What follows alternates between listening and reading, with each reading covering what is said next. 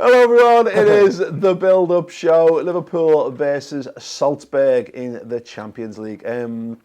Steve, James and Ross join me for this one. Steve, the first European night at Anfield as champions of Europe in quite some time. I cannot wait. I cannot wait either. I remember the one in 05, 06. It was a bit special, wasn't it? Coming back knowing again.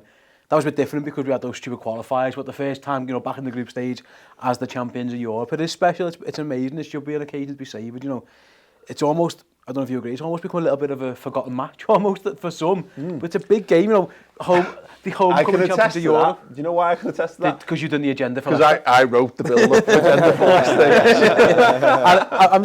I've got the wrong agenda, so I'm in the same boat as that. It's massive. It's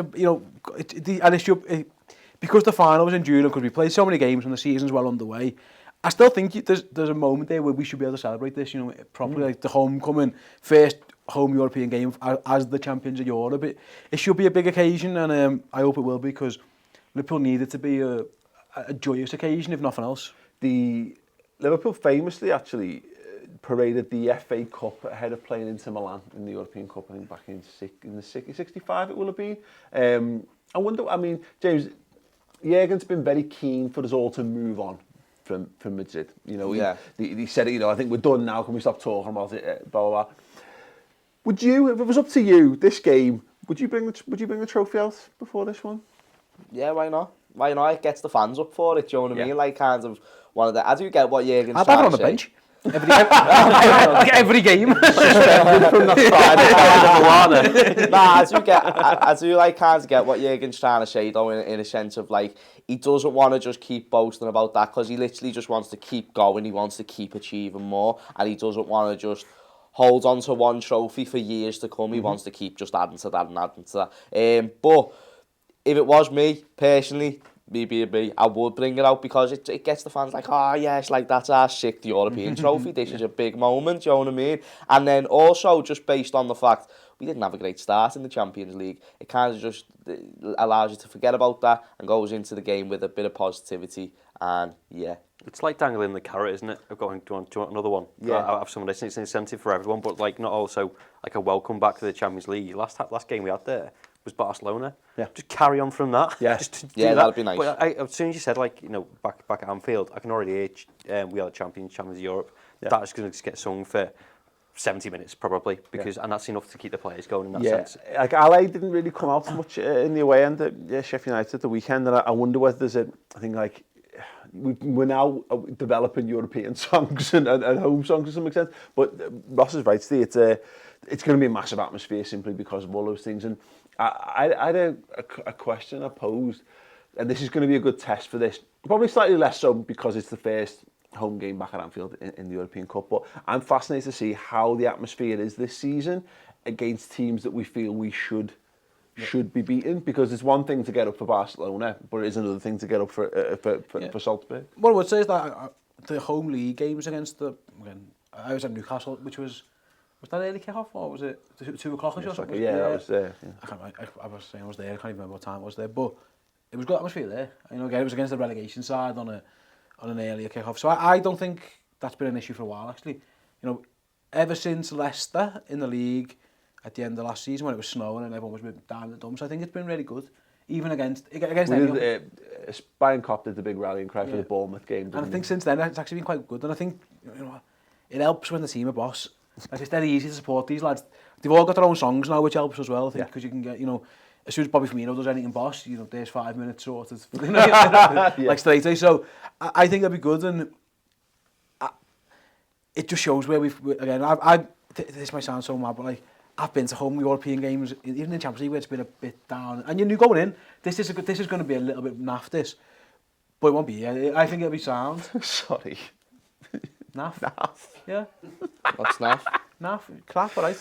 Yeah, I didn't think anyone other than my mum still used that expression, but carry on, that's fine. Listen, you swear as much as you want, sir. I'll be the highbrow section of the show. Yeah, go ahead. Yeah. You've set the bar very high for yourself there. No, I get what you're saying, and because people forget this, Ross, is the atmosphere thing.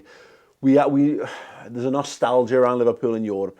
And there was an interesting interview with Erling Haaland, who we'll talk about in a moment, but he said like he's dead excited to come and play at Anfield because it's one of the greatest atmospheres, and I was a bit like, oh mate, you don't play for Barcelona, it's not the knockout, so this might not live up to all your expectations, but we have to remember this at times. It doesn't just happen. It's not an automatic thing. I've been to plenty of Champions League games at Anfield when the atmosphere's been crap. I was playing Mars. Yeah, well, yeah, exactly. Yeah. I mean, Red Star, to be fair, didn't have any fans in the ground last year, which should have helped, but didn't. I was losing to Marseille years ago. We lost 1-0 to them, and it was diabolical. So we need to, treat this night with, and every European night with pomp and circumstance, but you're right, it's a weird game because you can't afford complacency here, because in inverted commas, it's okay to lose to Napoli away from home because that's your toughest game, but it means that you've got to come to Anfield and you've got to go and put the business together. But that's, again, extra incentive for fans to get behind the team. The fact that we've already lost one game, I think your home games, okay, you could argue the Napoli home game, that's where you pick up 9 points. That's where you try and see yourself through to the next round of the stages. Having had that game, it was okay. In fact, it was a good performance, just a crappy result. And I think, on paper, you're right, Napoli away is the hardest fixture you've got there. You expect Liverpool to go and win these games, but I think even last season, it's like a team effort between the fans and the players at the minute, isn't it? And that's the same for the away games. Obviously, you went to Sheffield at the weekend and stuff like that. But I just don't think, like you said, everything that's coming into it, if they bring the European trophy out or not, is the return of Liverpool in Europe at Anfield. I don't see any other different than the fans making a hostile atmosphere. Yeah, and they very much have to, because that's the thing, James, is as we said, Ross says, we got out of the group based on our home form. Yeah. It's the away form that needs to improve, but like, again, it's a bit of an obvious point, but you still need the home form. You know what I mean? We need to just go out and make sure we do get these points bank, no matter what. It's not important at this stage of the season, at this stage of the competition. It doesn't really matter how you win, just that you win. Yeah, of course, with this game going into it, you just expect to win, don't you? I mean, I'm not going to lie, I went into the group stage thinking we were going to get all 18 points. And that was just me. Maybe the game that we've already played, maybe a draw or something, but that's just a game that you can't help. Obviously, it was just a freak, madness game. Yeah. And I think we all felt we had the game in hand prior to exactly. It wasn't like we were outclassed in any particular point. It was just simply a penalty decision that shouldn't have been a penalty. And we played better than we did last season, come away with the worst result. No, exactly. Yeah, but when you look at listen, it could be worse. We could be in a much harder group, because last year's group was much more difficult and we were able to scrape through and go on to win the thing. This year it is a lot more of an easier group stage, and you should be beating Red Bull Salzburg at home, realistically, when you're the champions of Europe. I think what was interesting was watching the game against Genk, because it gave us a clearer picture, because we don't really know a great deal about either of these teams. Let's be perfectly honest, we're not European football experts, but Liverpool fans. 6-2 against Genk, and I'd mentioned earlier, Erling Haaland, he's got 17 goals in 10 appearances so far this season. Yeah, he's done right, hasn't he? When you consider his dad is Alf-Inge Haaland, who was I don't want to say agricultural, because it's probably not about doing him a bit of a disservice, but he was a defender, basically. He wasn't famed for being having an eye for goal. It already looks like his son's a little bit better at football than him. I think 19 years old, 17 and 10. I think the latest is that he's out. He didn't play against Genk. He didn't play the week. He had a win, didn't he? The weekend he didn't play. He was ill. Massive fingers crossed. Yeah, he's been sick. I was reading the quotes from the sporting director, said literally the doctor's going to check on him every day. But even if he plays, he's not going to have trained much, you know what I mean? So that's the thing. He's obviously their standout man. And what I've seen from what bits of Salzburg is, I watched the Genk game, like condensed highlights kind of thing. They're like a Liverpool light. They run and press and hardy, and they move the ball quick. I think their manager even said, didn't he, recently, his quotes were like, it's a bit of a bad matchup for us because we're playing a team who does everything we do. They just do it a bit better than we did, a lot better than we do it. So I don't think it's going to be an easy game. Actually, I think they're going to come and they're going to run, and they're going to hustle and harry. Again, that might suit us. If we can beat the press, then we'll be sound. But if we fall into a trap or whatever, then you never know. But yeah, I say they're flying in their league, aren't they? Top again. Comfortably top at the 5 points. Well, 5 points clear at the top of the league, and here's me thinking that Liverpool, it's a close run thing in the Premier League, and I'm saying it's a piece of piss for them for 5 points. Who's Austria's Man City? I don't know. Like, is it? Yeah, I know very little about the Austrian league. I'll be fair. I was looking back down to it, and obviously my professional career and champion footy manager means that I've heard of the likes of Sturm Graz and Rapid Vienna, of course. But I didn't know they had their own version of Wolfsburg, which was spelled slightly Wrong. Yeah, just wrong. But look, inevitably the focus is going to have to fall on us for this. And what do we do with this one, James, for you? Because we went full strength against Sheffield United. You know, we rotated heavily for the midweek game in MK Dons. We brought all the big lads back in. Leicester still to look ahead to at the weekend. I know we've got the international break off the back there, so there's a case where you go strong twice and just say, right, lads, take a bit of a break then or whatever. I wonder whether this is a game where we might see an RB Keita start this game or whatever. I think that'd be quite a good thing, to implement those type of players like Oxlade-Chamberlain as well, just to see a few more minutes from them essentially. Even James Milner, who had a great game against MK Dons, it'd be good to get in game time. It's these type of games that you do need to implement these players, because you do need to rotate your team. You do. It's just ends of, especially in a game where you can. It's a home game. You've got your fans there. We're usually very, very good at home. It's a game that you can kind of afford, regardless how good Salzburg are, because they are obviously a good team. That's a good result against Genk. They're smashing it in their own league, regardless of the level that it's at. It's just going into it, making sure that you've got the right setup there, the way you're going to play, and also giving these players a chance as well, like RB Keita and Oxlade-Chamberlain. I think, Ross, Jürgen's desperate to rotate, and he wants to rotate that midfield, and he's been hamstrung by the fact that Keita's not been fit, and Oxlade, we're still working Oxlade-Chamberlain back up to match fitness, aren't we? And he clearly likes Lallana, doesn't he? I think he does want Lallana involved, but he's not. There's a little drop off at the minute. I don't know where he quite fits in. I'm not sure this is the game, but he could surprise us. The point is now that all three of those lads should at time of recording be fit and available. They've all got a few more minutes in the legs than they've had previously. This week we're best placed this week, I should say, to rotate the midfield. Yeah, it's always difficult, isn't it? Because you don't want to upset rhythm, which there was lack of at the Sheffield United game. But you still those three that are on the board up there, Fabinho, Hendo, and Gini. They've been the core of our midfield. And also, you've got to have one eye on Leicester at the weekend as well, which is going to turn out to be a huge game. Do you want to run someone into the ground? I know Hendo came off towards the end of Sheffield United. Is that a sign that he might start this one, maybe, and turn in? But I'm quite confident in the fact that James Milner has a really good point of, he's got that experience and nous that you kind of need. I think in this game, so I'd have him in. If you're going to rotate anyone out, and probably Gini, because I think he can be hot and cold sometimes. Yeah. Although he just all the dirty work and he doesn't get the praise for it. But then like Leicester, with Leicester's midfield, I'd be looking to put him in there. Sorry, you put Gini in the midfield for Leicester. You got I mean, look, I tell you what, we'll save this for preferred 11s in a moment, because I think it's the interesting discussion to have from there. Before we move on with that, of course, make sure you check out the Around the League podcast. It's on the redmentv.com in full, but here's a little clip. They unveiled a great banner against racism at Goodison on Sunday, and AC Milan, the Twitter account, picked up on that. Obviously, one of the Italian teams in Serie A, but obviously Italian football at the moment in particular is under fire for racism among fans. But they quote tweeted the tweet and said, "The world of football should take a strong stance against racism. Let's keep fighting it together." The banner really was a touch of class from Everton. Ross, I thought it was really good.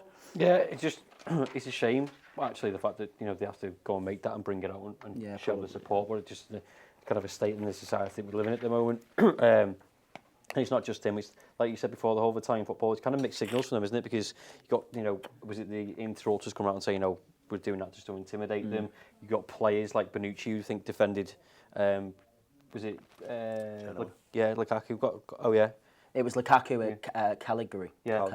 But and then prior to that, Bonucci was defending fans of one of the players being racially abused, and you're just thinking, make your mind up on what you want to do. And I think that what you said before. I think that is a cultural thing over there. I think that's just a difference to being over here. The thing that's bad though is he's a 19-year-old kid. He probably just wants to come over and find his feet in footy, and it's a great gesture from Evertonians, and it shouldn't be taken away from that good. It shows solidarity with the young lad, but I'm sure he just wants to get on and play a bit of footy, because this is the problem. It shouldn't be an issue. It's sad that we have to exist in a world where we have to people have to come out and support. It should just be a non-issue. It shouldn't exist, should it? Yeah. It's going on to 2020. You know what I mean? We are in the future. by all accounts, we're in the time of so many science fiction movies right now, and yet we still, we're in the dark ages in so many ways. And it'd be nice. Hopefully now that's done. Everton fans are behind him. Hopefully a bit of a groundswell and what have you, and he can just as a young lad go back to playing his footy and proving any people who've decided they don't like him wrong by being good on the footy pitch.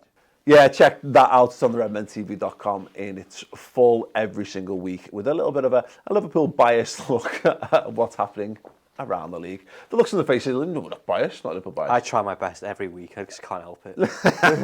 What it's thoroughly enjoyable, because I did it last week, is it's largely looking at what's going wrong at Man United this week. So if you want a show in your life that basically looks at how crap Man United are, in addition to all the amazing Liverpool content we do, then the Around the League. And Everton this week as well. And the F. Yeah.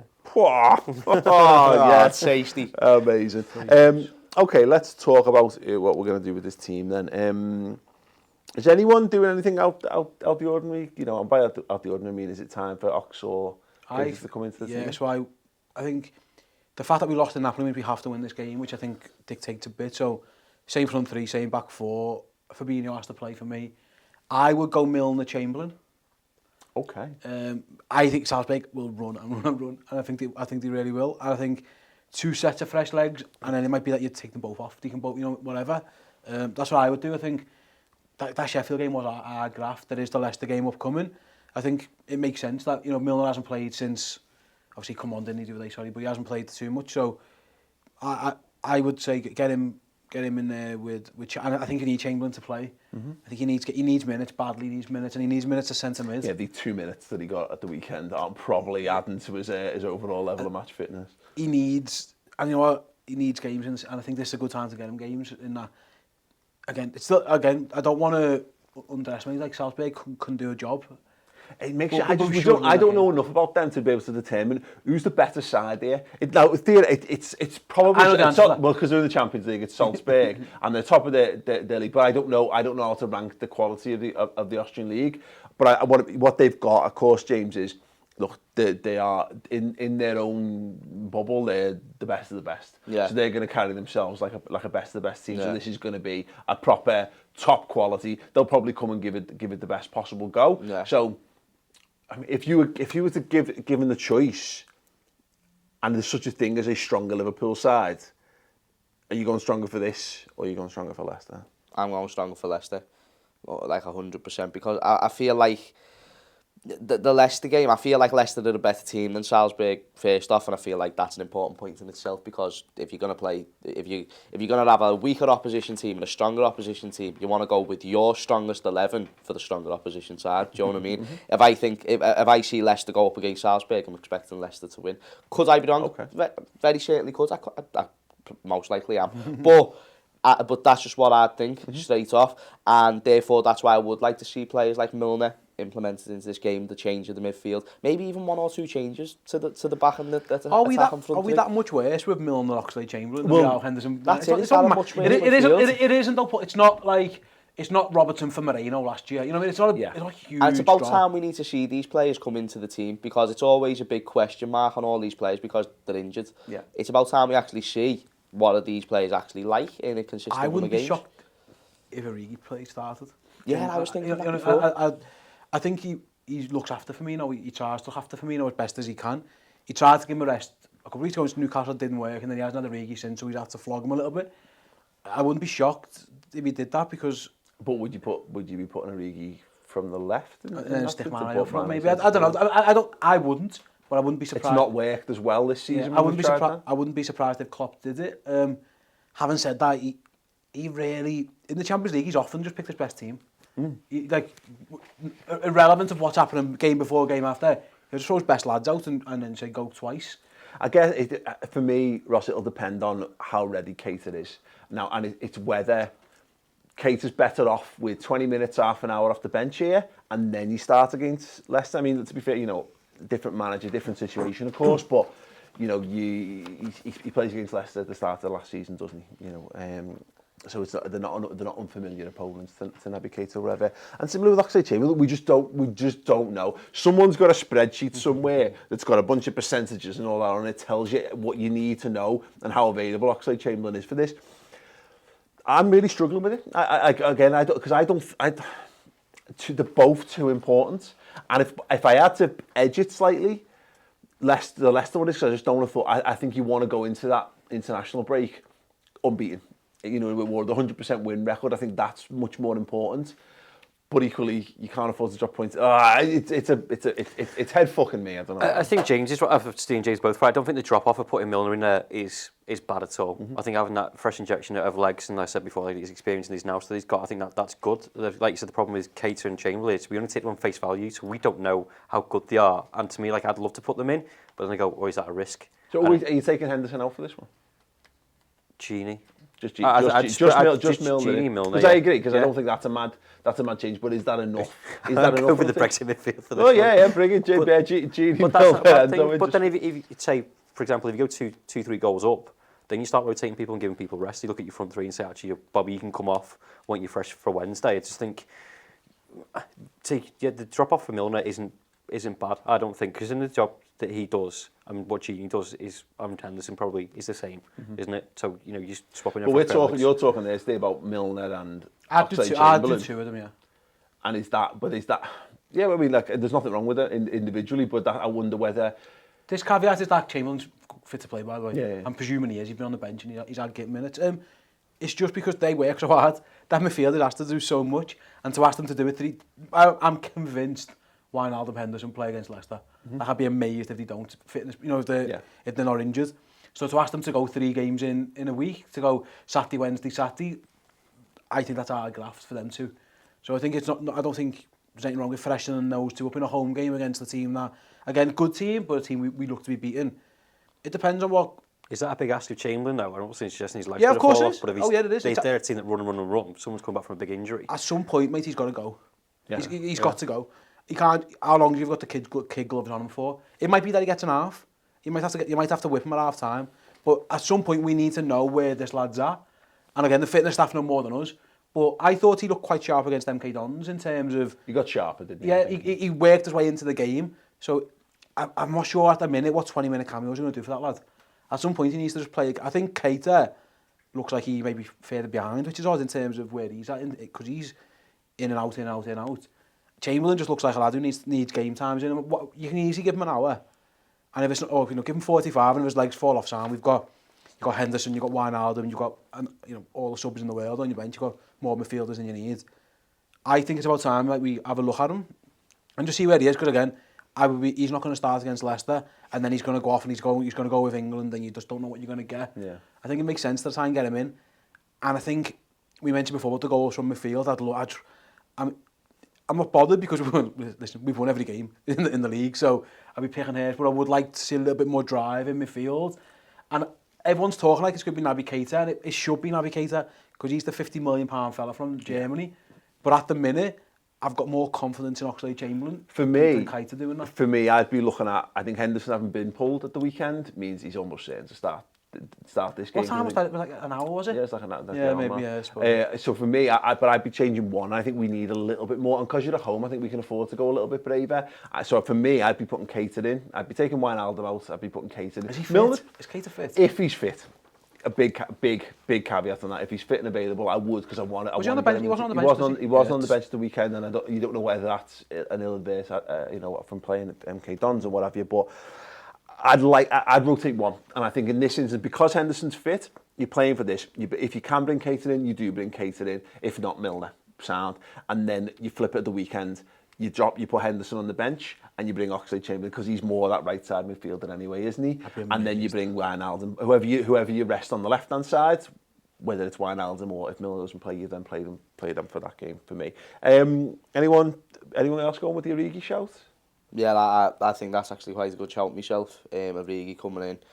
Don't think that'd be a bad thing at all. I would like to see him actually get some minutes, but like a good 60, 70 minutes, not just coming on for the last 20. I think he has something to offer in that aspect. I also think it's a good chance for maybe even like Salah, because listen, Salah, yeah, as much as I feel like he's crucial to play every game, I do think it would be alright to give him just a little bit of a rest and see how the other three would do, because I feel like Salah's always there. I feel like he's always in that. That's a problem. He never gets, you never rotate Salah. I never really see Salah out the team. It's either Bobby will sit out or Mane will sit out. I feel like maybe this time, let's see what Origi do come in. I think that the problem with this, Ross, is that we talk about it, none of these lads will want to be rotated for the Champions League. That's, the boss is going to have a big job on his hands convincing one of them that, I'm sorry, because they'll look, that's the thing that lives through the ages. You know, your goals in the Champions League, that record, being up there. Mane and Salah in particular will be desperate for it. And, you know, Bobby Firmino, he just wants to play every game, doesn't he? So, I don't think he will do that, but I think he'll go his front three. He'll be the front three, I think. He needs to win this game. No, anything less than a win, yeah. It's a bit and of a then the worry. group is looking a little bit dicey. You're sitting on what? Say you get a draw, you're Sitting on on a point, one. right? There's a 1 good point. chance. So Napoli are probably going to be on 6. And then Salzburg on 4, and then you've got to go to Salzburg. That's no battle of laughs, is it really? No, no, It's a game where Klopp knows that he has to win it. So I think he will go with the proper front three. okay, then rival fixtures this week. Spurs taking on Bayern Munich. Woo! City host Dinamo Zagreb. City host 3 points in the group. Wednesday, again, obviously Napoli's the early kick-off that day. It's 5 to 6 half time. Barca Inter should be a belter, and Lille host Chelsea as well. Ross, our game then, score prediction, what do you think? 2-0. James? 4-1. 3-0. I've got a 2-0, 3-0. If it's a 3, I can see it being like we've made substitutions and like Origi on scores the third to kind of wrap it up. But I'll take it 2-0, yeah. A nice solid. Take a 1-0 with their goalie. Well, God, you know, whatever. With their goalie throwing it in if you have just by hook or by The crook. most important thing is that how you go about doing it, and hopefully not exerting ourselves. What I mean, too if you much. win, mate, and then you get ganked back to back, all of a sudden you can be on 9 points. Yeah. And things look a lot rosier, don't they? Yeah, So, this game though, it's important. I think how we start this game is important because we've got so much of that order. And I keep saying this, and it's going to be a rather repetitive theme. Go and get this game won. Go start fast, start strong. Try and get this game won as early as possible. And I think they'll look at it and go, yeah, Our home European our record's points to be great, isn't it? elsewhere. Yeah. our home record in Europe's pretty outstanding. Like we had the one draw against Bayern last year, wasn't it? But everyone else came and Just got smashed. or got beat anyway. So More of that, please. yeah, that'd be nice. Absolutely. Let me know your score predictions in the comments section underneath then. Who do you think should start for the mighty Reds? Don't forget to go and check out the Around the League podcast on the redmentv.com. That is an absolute belt, and it's there every week, along with the midweek Final Word show. So you'll have seen the Final Word show and podcast for the Sheffield United game. The one for this game will be on the website, as well as the instant match reaction, which is 10 to 15 minutes after every single game in the immediate aftermath. Crystal stats and tactics. It's brilliant. It's great value for money, and it's free for the first month. So go over to the website, theredmentv.com, and check it out. Gentlemen, thank you very much. Enjoy the game, everyone. We'll be back post-match. Ta-ra.